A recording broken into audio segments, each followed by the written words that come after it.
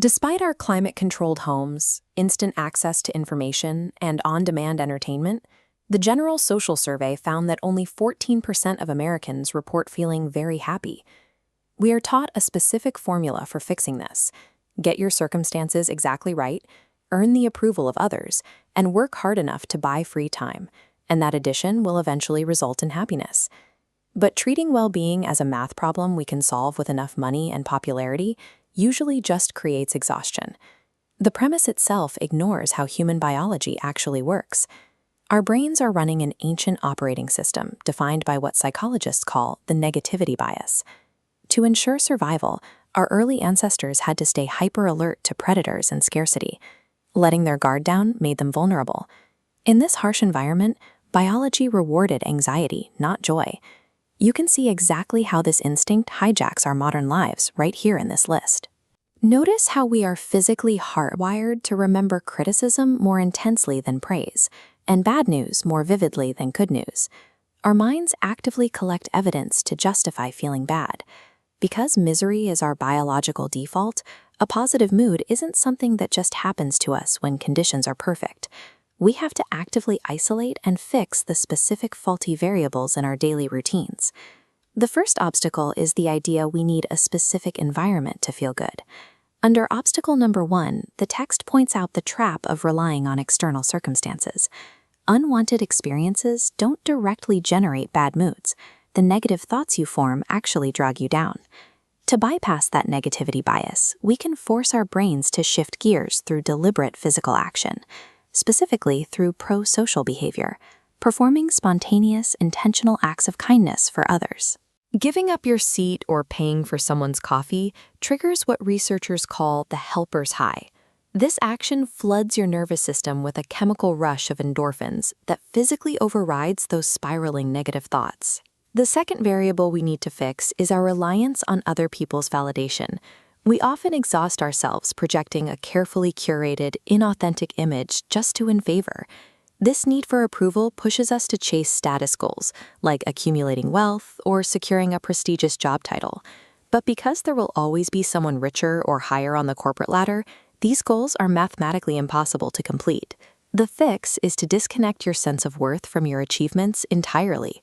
By practicing unconditional self-acceptance, you stop measuring your value by your productivity or how impressed other people are.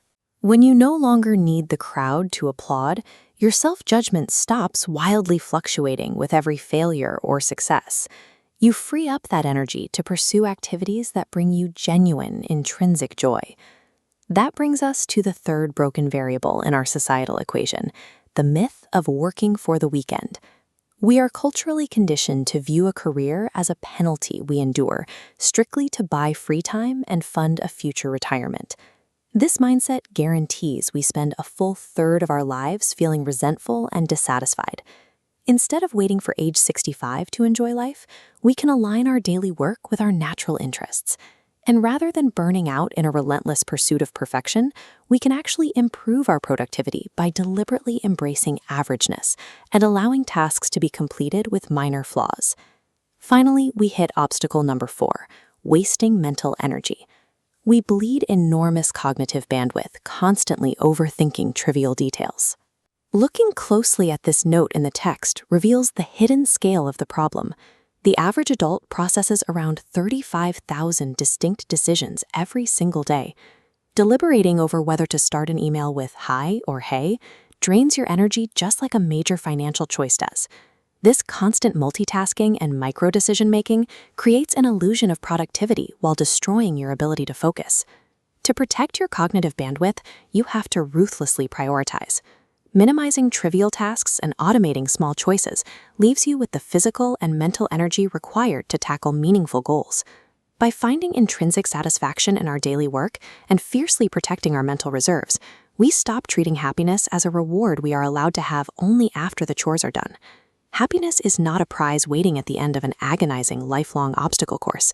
It is the immediate result of actively removing those obstacles from your path.